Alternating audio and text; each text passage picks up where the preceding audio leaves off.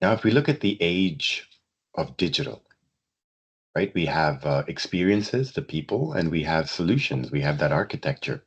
And how do we decide how to go between it? In a fixed environment, like building a bridge, the idea is clear or it needs to be known. But then we get into this world like artificial intelligence where the solution, how are we going to do it, is unknown. If we stick to the bridge, the experience, like what are we trying to achieve?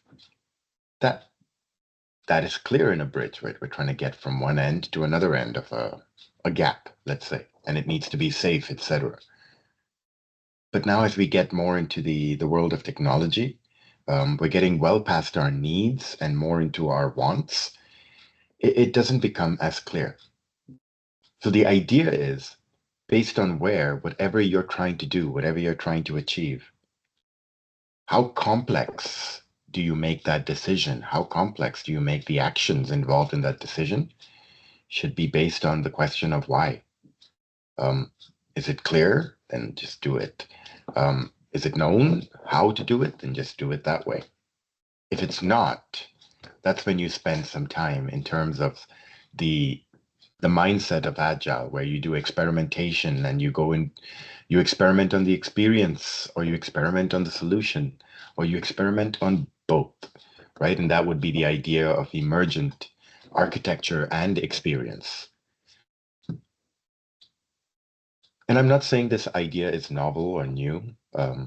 If we look at operations in any business or any individual, ignoring business, we do operate in an unpredictable world. I don't know what today is going to bring, let alone how I'm going to interact with it.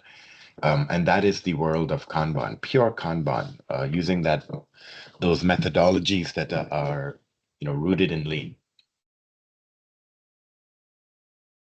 Now, from the last age, the industrial age, the age of pure Lean, we could say, we were mostly within this fixed world, right? It was very clear what we needed to do in a vast majority, because it's mass production, if you would consider that, where one group does the R&D and it was cloned and copied.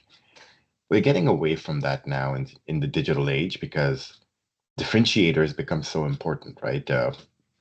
As we get past the needs. And a lot of organizations are moving into the space of very complex agile and applying DevOps and CI/CD concepts without really understanding the why.